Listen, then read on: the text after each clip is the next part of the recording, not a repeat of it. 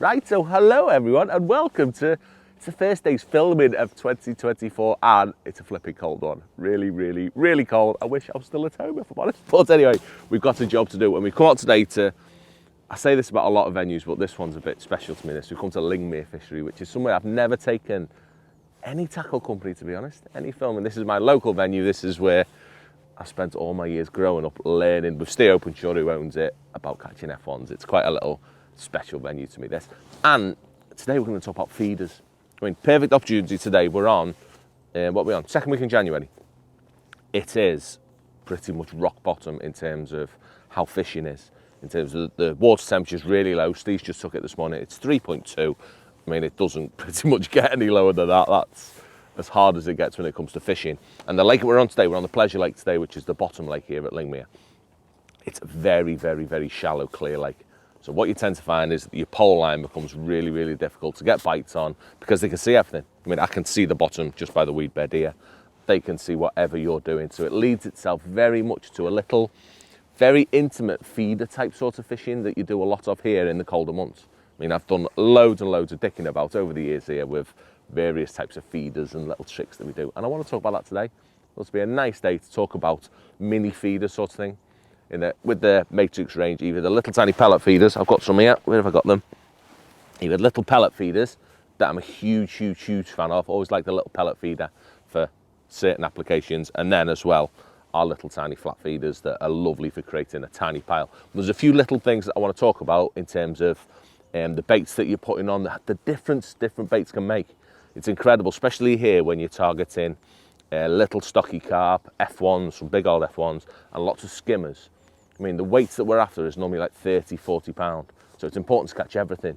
And by dicking about with your different baits, either using some ground baits, certain ground baits on your feeder, some pellets, combination of both with different hook baits, it's amazing the difference they can make. It really is here. So hopefully that's what I'm going to show you. And I'm going to talk about the areas that we target and what we're trying to achieve and all that sort of thing. So without further ado, hope you enjoy this one. And it is all about, as I say, mini feeders.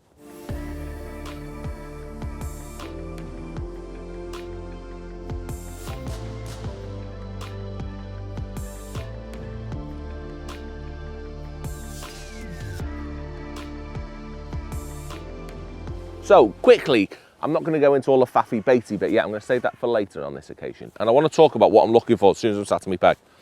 Because you have to, the way I want to put it across is the way that you're looking at fishing these little mini type feeders is all I'm ever trying to do is emulate what I could do on a pole if I was to fish a pole at 30, 40 meters, whatever. So it's about creating those tiny little piles, but in the right places as well. I mean, just as if I was going to fish to that island with a pole, if I could reach it, I want to fish the feeder in exactly the same sort of way. I mean, I've got a lovely peg here. We sat right in the middle of this bank. I've got a lot of options, just as I would have if I was closer to the island within pole reach.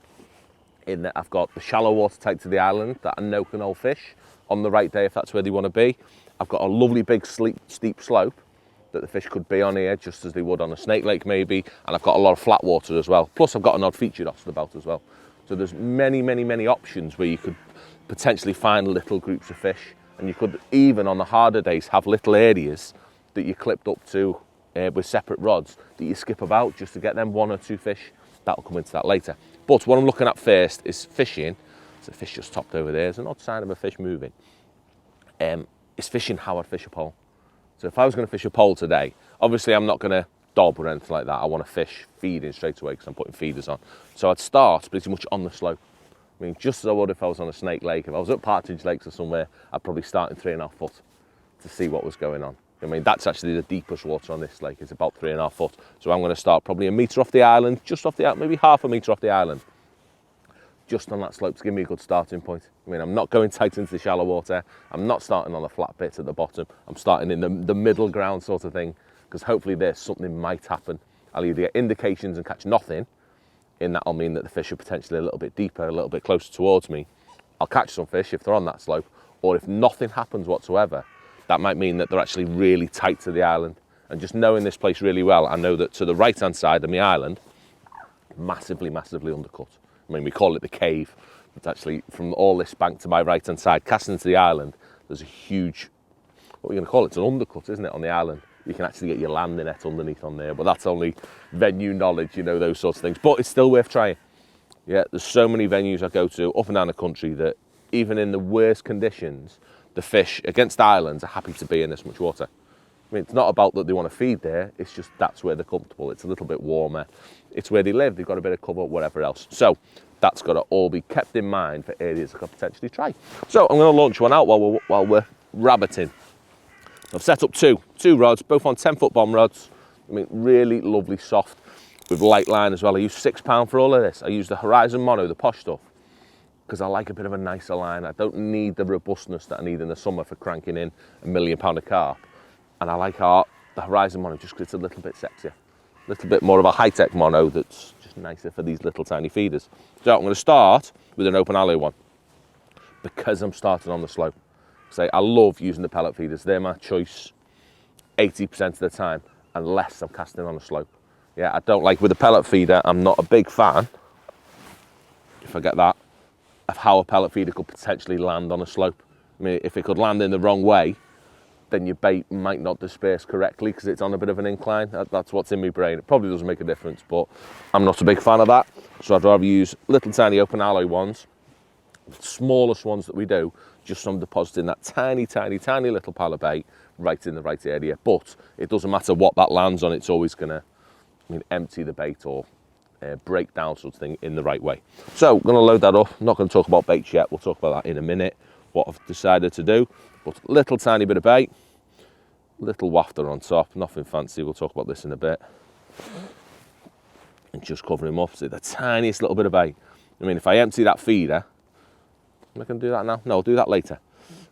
You'd see the sort of pile. I'm probably feeding a pile of bait about that big. Oh, dropped him.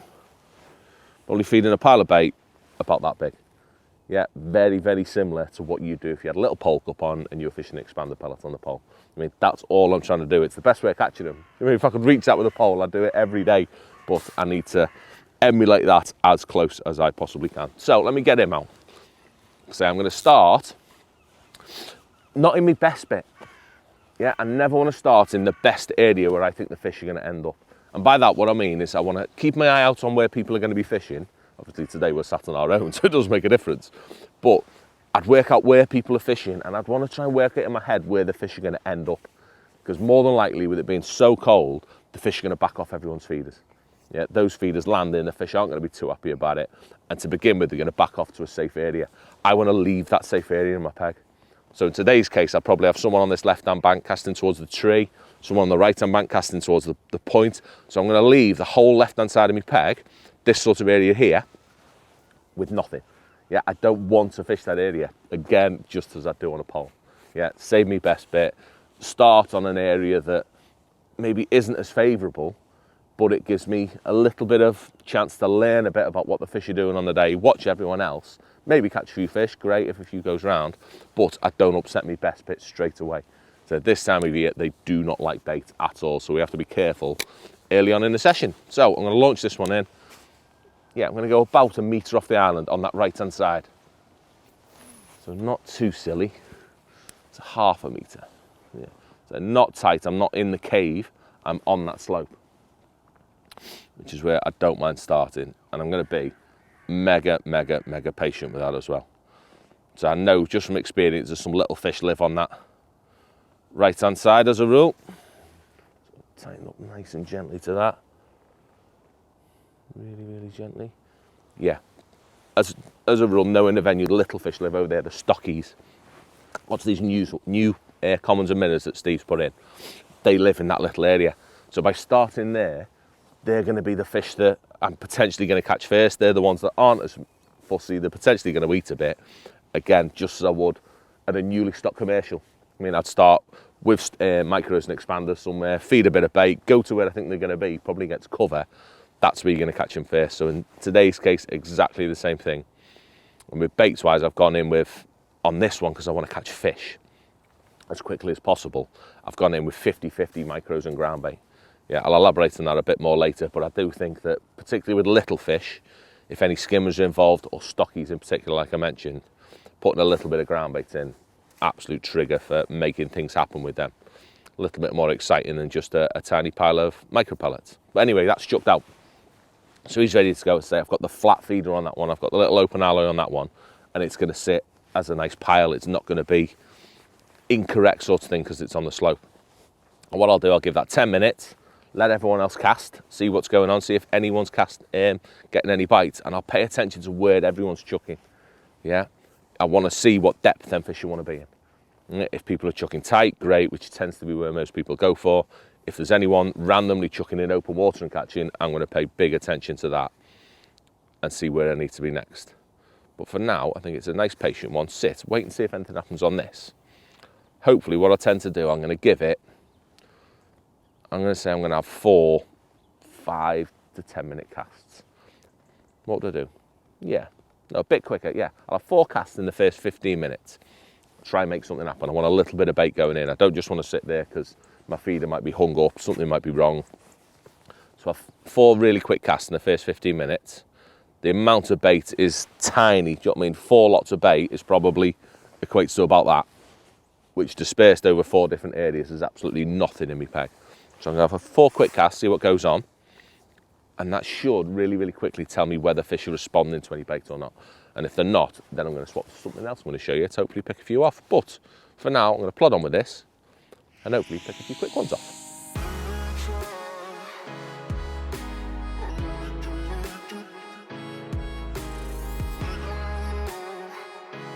So, 3rd cast, and eventually it went round. Due to some good info off Steve that I needed a pink wafter on instead. So I put a pink one on, and we caught a beautiful little stocky, but they're what I'm on about. I mean, they're the fish that are most likely to feed at these newly stocked venues in the winter when everyone puts a few in. They always got to be your first target in the day. Yeah, if you were fishing out on a pole, that'd be what you try to catch to begin with. Some micros and expanders, they're the first ones likely to come to your bait. So now that we've found a few, we can keep on casting, so it's all good. But I'm going to carry on, so swap into a little pink one. What are they? What do we call them? They're like 4 mils, but they're not. They're sold as 6 mil or mini wafters. Little diddy ones, massive, massive. Big fan of them. As I say, I'm going to carry on with me micros and me ground bait in as well. So the ground bait, for whatever reason, it's always an attractor for me. It just brings them in so much quicker when you're fishing for them little fish. And that cast then was just slightly down, not quite as tight as the previous ones. Like that one might have gone a little bit too close, I think, but we'll see. We'll give it a few seconds, and if not, then I'm going to have a real clear idea. If I don't get a bite on this one, it's definitely because I'm going too close to it. It's just a little bit too shallow, and that's not where you want to be. But we shall see. But yeah, we've got a starting point. Getting that first bite, absolutely massive. So we're a bit delayed today because you're not watching other people. You can't make changes with what other people are doing. But it's great. Just finding that first fish. Say 3 casts it took. And then eventually he's gone round nice, and hopefully now we are away. So let's see what goes on this cast. So 3 casts later, and a bit more good info.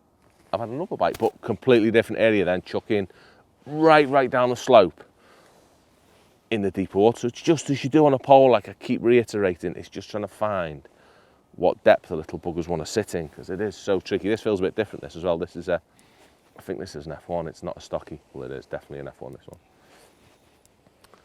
So really quickly, within 10 casts, you sort of learn and you build up a picture of where they want to be. I mean, you're not just chucking in that same place. There's not the age-old mentality of trying to build a peg.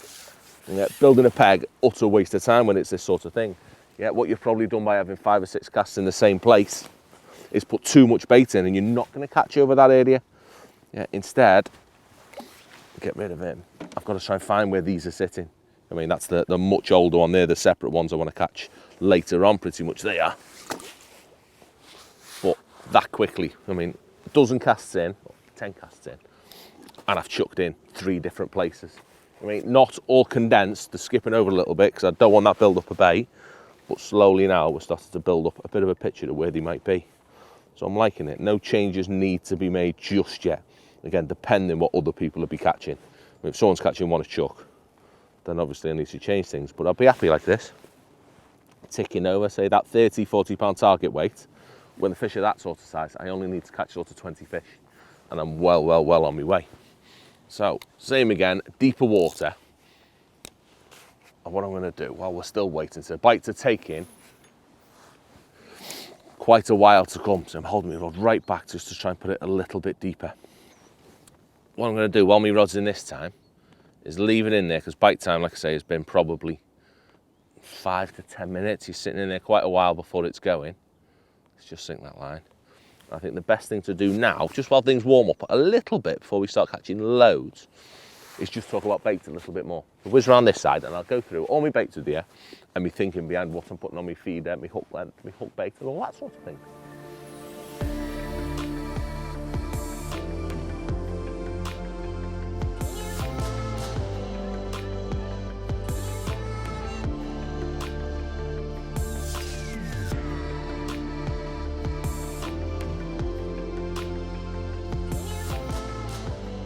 So, baity bit, and as simple as it can possibly be when it comes to this. So I find that with the 2 feeders that we're using, with either the open alloy flat feeders or the pellet feeders, it's not quite as faffy as it needs to be with a method feeder. Yeah, because with them, both of these feeders we're using, they encase your bait, they hold onto your bait. So your micro pellets can be a little bit more flexible, shall we say, and they stay on because they're encased. The feeders help your bait stay on. Something that's really important. But, so they're softened. I don't soften them on the bank, I soften them just before I get here. So what I do with my pellets is just cover them in water, like just. So the water's just level with the pellets and leave them, and you end up with like a bit of a crunchy pellet then. That's not really soft, you know what I mean? I can grab them and I can bind a ball with them. That's all I'm after with my pellets. But very, very rarely do I find I use pellets on their own. So what I do have is a mix of ground bait as well. And I'm a big fan when it comes to ground bait. I used to, back in the day, use crushed expander all the time. Now I find that it doesn't quite have as much binding properties as I need. So now I'm on F1 Original. F1 Original, which is mainly crushed coarse pellets, far, far better because it just gives me that stickiness. And I have a really, really, really, really dry mix that I've got made there that's pushed through a riddle before I leave. That sort of a base mix. Yeah, that's what I dick about with. And I tend to have a tub of that, the really, really, really dry stuff mixed with my micro pellets. And that gives me a nice claggy mix that breaks down from my feeder really quick. Yeah, I do find that with the crushed, not the crushed expander, the F1 Original, if I mix it too wet, then it does go very, very like stodgy. You know what I mean? It takes a long time to break down because it's encased in them feeders. So just by having a mix of the two, that's what I want. But you can see there, I've got all 3 to have a play with. Have them all separate, see what's going on. So what I'll find is at the start of my session, I always want to feed ground bait. Yeah, ground bait is so, so important, as I keep saying, for them stockies. It gets me a bite. If I'm catching different fish, I'm catching carp and F1s, I'll get rid of it and I'll just use micros on their own. Again, far better. It's not bringing them little fish in if I've got big fish present in my peg. And lastly, if skimmers are part of the gang. Yeah, here there's loads and loads of skimmers to be caught. Not where I'm fishing now, over that way. That is where they live. And when I want to fish that line, again, I want ground bait. I might want ground bait exclusively on that peg, just because I know there's lots of these 10 ounce to a pound skimmers. So I can feed in the 3 different ways. Do you know what I mean? Simple as, I've got what? I ain't got 6 pints of bait there. I've got 2 pints, and a pint of them mixed. 5 pints of bait to last me a whole session. You know what I mean? I'll probably take half of that home.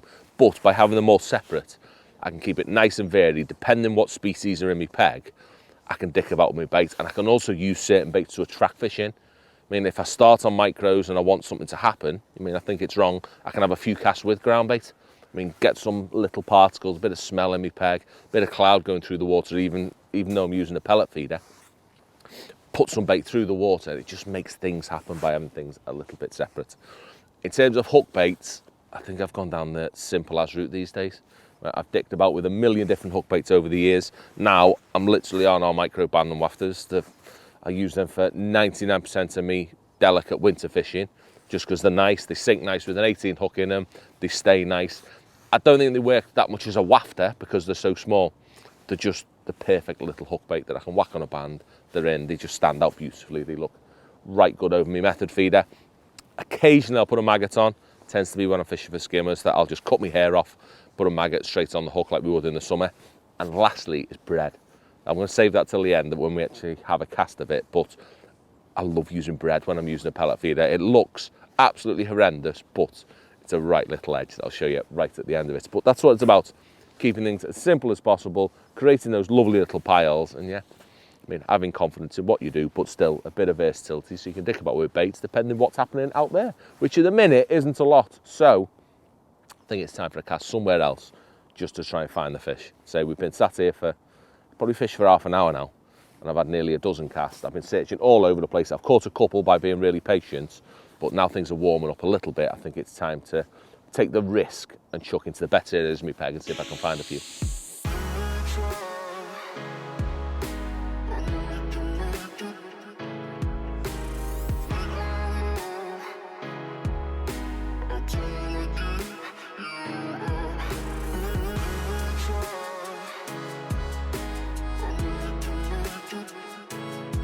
So, when we clipped up area, I'm not going to say not producing, it's just not kicking in yet. It just feels a little bit cold yet, and I'm having to search about a bit. And what I feel I am doing, I feel like I'm casting too often, like I'm putting a bit too much bait in that. So, I'm going to go and search for some fish instead. Just while it warms up a little bit and things get better, I think it's time to, yeah, go searching is the one. And with this, I'm going to swap to my pellet feeder. Yeah, because I'm going to chuck it to the flat areas. I'm not going to chuck it close to the island. This is always going to be on a flat bottom, pretty much on silt. So I don't mind the little pellet feeder. I prefer the little pellet shaped parcel sort of thing because it confines things a little bit better. And with this one, I'm going to go straight in on my bread because I'm getting a bit desperate because it's a bit tricky, to be honest. So what I've done is I've punched out 2 8mm pieces of bread, and I'm going to whiz them on the hair, even though I'm on a pellet feeder. So they go on that hair lovely. So nothing else, nothing to make them pop up or anything. I've just got 2 little discs of bread on there, and I'm going to squash them a bit because I want them to sink pretty much. I mean, I want them to be a bit waftery. And with this one, I'm just going to go in with pretty much pellets to begin with. And I'll put a few pellets in my feeder. Yeah, whack 3/4 of my hook length in those pellets. So my hook length stuck in with them. I want to keep putting my hook length in there. I've only got a small hook length on, only a 3-inch hook length, but I want it encased in my bait. So I keep on putting them in, and I don't actually put my bait in the feeder on this one. I just cram the line just in front of my bread. There we go, so the hook's just sticking out. That's how I want it to be. Oh no, a little bit more. Little tiny bit more. So it's just encased. My hook is just sticking out the feeder. That's how I want it to be. Beautiful. And it looks hideous, but I swear, going in with that, the amount of fish this has caught me over the years, at this place in particular, is ridiculous. It's as if they just home in on the little pile of pellets, but they pick your bread out all the time. Yeah, so not the right way of fishing a pellet feeder for a second, but for me, I don't know why, but it picks up so many fish when I'm searching. So I've clipped this up, I've gone a little bit further. I don't expect to have too many casts in the same spot on this, but I still want to clip up just so I get a reference of where I'm going. So I've gone just to the edge of that tree to begin with, and what I'll do is I'll work further back as well. I know that the fish sit in between that tree and the aerator. So by having a chuck there with that, hopefully I'll get a quick response there. But say I'm in the flat bit now as well. And my first couple of casts, I'm just going to put pellets on, because with this I've got a chance of catching a carp. So I've just put pellets on to begin with. And then what I'll do next is swap to my ground bait. If I don't get bites quickly, I've still got the chance of swapping to some ground bait, drawing some fish in there, and potentially catching them skimmers that I were on about. But they are a last resort sort of thing today. I'd rather catch proper fish before that. So plop that in. Hopefully that bread just being so much more visible than the little tiny wafter, it might grab their interest a little bit better. But it is, it's a bit of a roving rod this. I'm not just going to focus on just fishing it in that spot. This is one that I'm perfectly happy unclipping, chucking all over my peg. I'm not trying to build a spot up ever. And hopefully I'll be able to find a few on this. So there's very, very few signs today. We're not seeing any fish topping pretty much, other than right over the far side of the lake. And I'm getting nearly no liners, which tells me that they're very, very, very dormant today, and it's going to be a little while before they start moving. As soon as that temperature gets up a bit, they might start wiggling around the lake a little bit more, and then we've got a few more chances of getting a bite. But at the minute, because the fish is so inactive, it's just about being patient, putting a hook bait on in front of them that they can see nice and clearly, and get an opportunist bite rather than trying to get them to feed on a certain bed of bait with catch fish in numbers. That's just not going to happen at the minute. I think nice patience on this. I'm going to have a bit longer cast now. I'm going to stretch it to 10 minutes a bite now, 10 minutes a cast. And hopefully in the next hour I can catch 2 or 3 more on this. And then hopefully after that, things will start kicking in a little bit.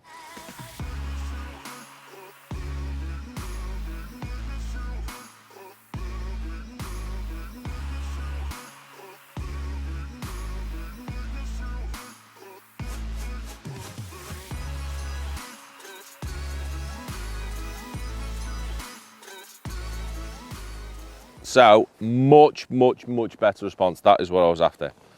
So that's been in probably 4 minutes, that one, and it's gone round. Like I say, it's not the prettiest, but why it works, I don't know. It's just so good putting the old bread on the pellet feeder, but it's not good for catching fast. Yeah, it's not a fish in one spot, chucking in non-stop, getting bites. I call it an opportunist type thing. That's definitely the way it works best. But that's gone round nice and quick, and hopefully it's going to catch me a few fish this now, in the time that it takes them stockies to start waking up. What I'm hoping is once the sun gets on that area where I think the stockies live in this peg, then I think it'll kick them into life. But if I catch a few of these in the meantime, I'm perfectly happy. So this feels like a proper F1, another £1.5, £2 F1 with a bit of luck. Or the liveliest skimmer in the world. It's going to be a little F1, a proper F1. But look at that, perfect. Where's he hooked as well? Is he bang on? Oh, he's right, as good as it gets, pretty much. That, perfect. Oh, he's got a wonky eye on him, look. But there, what we're at to say, not many bites in it. It's that slow, nice mentality of breaking it down. That, yeah, 20 fish is probably 25 fish is my target, which is absolutely nothing. 5 fish an hour, and I could easily catch 5 fish in 5 casts at some point once they start feeding. So it's no rush, keep plodding along. I suppose this is looked at almost like I'm dobbing bread at the minute. I'm just picking off them odd ones on that little spot. Let me punch my bread out. I should have done this in advance, that's lazy. So just two bits of orange warby. There's the one, where's my needle? I've lost that as well. Yeah, here we go. Just gonna pop them out. And I definitely don't think, I've not even looked at this ever in a tub or anything to see how it sits. But I know I make sure my bread's compressed enough to make sure it isn't floating. And I've got a fairly decent hook on. I've got a medium gauge, size 16 on. So it should be enough to keep that bread on the bottom. I mean, it's only thin sliced bread. It's not like I'm trying to pop it up above my feeder. It's just a visual hook bait. That's all I'm looking at. So same again. A few pellets in. Tuck all your hook length in. Get them squashed into them pellets. Just so it presents it nice. A few more pellets. Beautiful. Hook length on top. Hook on top. So that's the best way of doing it, that. And then crushing them in beautifully. And that's what I'm looking at, saying my hook's just sat proud there. It's loose, it's not actually embedded into the feeder or anything. And my hook base just sat on top of it. Absolutely horrendous. But it's phenomenal for catching these odd fish. Not gonna do that again. So, back same spot pretty much. I say I'll give this, if I get a bite as fast as that, brilliant, but I'll give it up to 10 minutes. See if I get a bite on that. And if not, chuck it about. So I've got a lot of area to search, just as you would on bomb and bread. You're searching the same thing. Magpies are right lively today.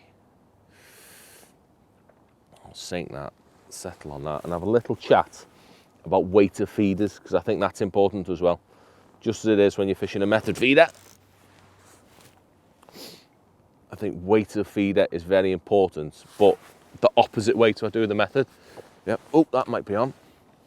That was a nice quick one. That wasn't waiting, was it? We found the stack. Definitely found the stack. That's what we want. I wasn't expecting that. But we'll see what it is. It's another F1. Great. I'm on the right type of fish now. Wait, it's coming in. This could be a stockie, and you never see stockies in the open water.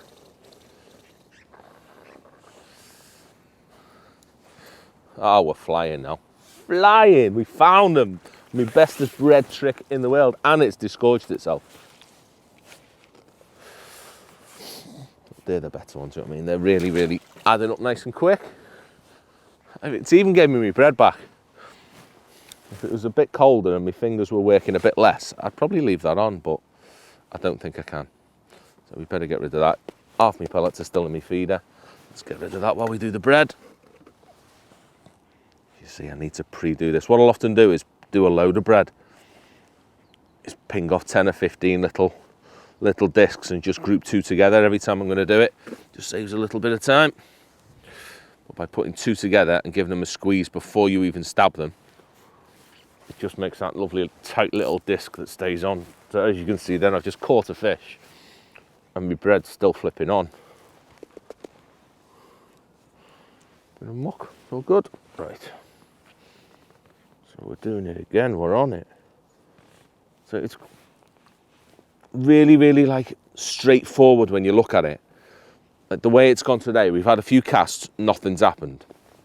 Then you catch one, then you have a pause, then you catch another one, and then you find a little gang like that. It's exactly the same as your pole fishing sort of often works. It's sort of often, yeah, that's sort of weird. At this time of year, it's how it is, isn't it? It's finding them little groups, making the most of your little tiny feeding windows, and when you're in the right area where there's a little group feeding. That's the same sort of mentality that you have to approach with this feeder fishing lark, the mini feeder lark in the winter. Yeah, it's none of that, like I touched on before, building a bed of bait. Yeah, it doesn't exist, that's in the summer.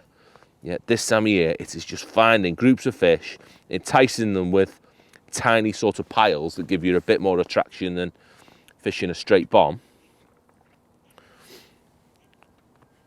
But still exploring and using your peg in the same way as you do if you were pole fishing. I mean, skipping about different areas, different depths, different amounts of or types of feed. It makes such a big difference. That's lovely. I like that. See, I'd have been amazed that I got a bite that quick, especially off an F1. Yeah, with how shallow it is there, because I know I'm chucking in probably about 2.5 foot there. You'd think with the noise of that feeder going in, it'd repel the fish instantly. But because they're so tightly shoaled, and that's where they want to be, so with a nice big visual hook bait as well, that it'll probably come and fine from a couple of meters maybe, because it's got that visibility today. If I'm doing it right, I can still get a few bites even with that feeder going in. So what was I touching on? Oh, weighter feeders as well. We were talking about that, weren't we?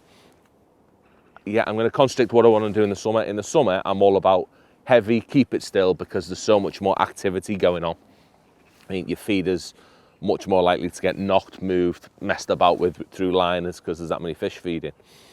This time of year, I like going the complete opposite way. I like as light a possible feeder as I could possibly use. Yeah, 15 grammer. I'll even dick about them a little bit, shave them off, grind some off to make my feeders as light as I possibly can.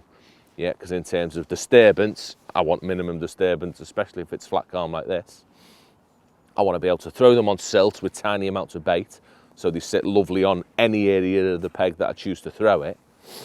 And also, it's just nicer playing these smaller fish. Because everything's so delicate, I've got 6 pound line on, I've got 0.40 hook length, everything's very, very light and delicate, and the fish aren't really fighting. The lighter feeder I can have, the easier it is to land them. Yeah, a lot of fisheries that I go to still, you're not allowed elasticated feeders. So because I've still got to use inline, they're so prone to bouncing off when using heavy feeders during the winter months because they're so dormant. So I'd much rather have a really, really light feeder if I can get away with it. And yeah, it just seems to do the job a little better for me. Obviously, if the tow's a big thing, if it's pulling about, then I'll put a 25 grammer on or even a bit heavier. But yeah, I'm a big, big fan. Is that an indication then?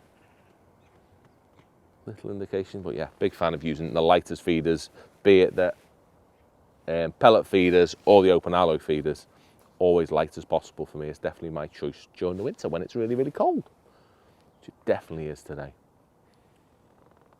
So, sit here now, see if I can catch a couple more. This is definitely going to be the one for me for a couple of casts. See if I can get a bite on this in 5 to 10 minutes. If I don't, I will cast somewhere else because it shows that I've definitely found the group, had them 2 bites really, really quick, and then they've backed off a little. So I don't mind skipping about and trying to find them out there. That's the area that I'm going to make a mess of by putting little piles all over the place. This area on my right, however, is where I want to catch them really fast. It's hopefully where they're going to end up at the end of the day. So probably every 3 or 4 casts on this rod, I might have 1 cast on my other rod just to see if they've arrived yet over that ground bait, because there's, let's say, 10 casts worth of bait in fairly the same place over there. So I'll keep having a little look over that, see if I get a bite, and if not, go back onto this and just skip between the 2 all day. We've pretty much got a nice pattern going now, and I'll hopefully be able to keep in touch and catch that, say, 20 fish target. That'll be very, very nice on a cold winter's day like today.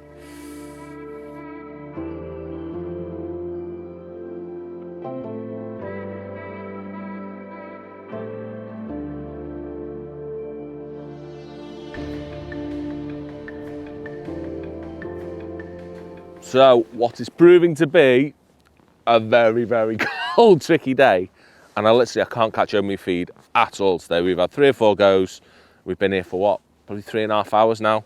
And it is proving very much, the bread has pulled me out of it beyond belief today. Just being super patient, almost like carp fishing. I mean, really, really patient, chucking it out there, leaving it up to 10, 15 minutes. And eventually it goes round. Yes, I've had to chase them. I'm at pretty much my limit now. I'm chucking halfway down the lake to find a few of these. But it shows, even with a feeder, by being nice and versatile, having different things you can do. It's not about chucking that one spot, flogging it to death. Use it as a method that you can skip about with. I mean, it's like fishing a bomb, but with a bit of attraction around it, sort of thing. Think of it in that way when it is rock bottom. Hopefully you can still get a few bites. So, from me, Adam, and the rest of the lads, we're going to go to the pub now because it's flipping freezing. And we're going to see you all when the fish is shallow in June, do you reckon? Sounds about good to me, doesn't it? But yeah, no, hopefully you enjoyed that one. We'll be out very, very shortly doing something else because although it's cold, it's still better to be out on the bank than doing anything else. So yeah, hopefully you enjoyed that. See you all very, very soon.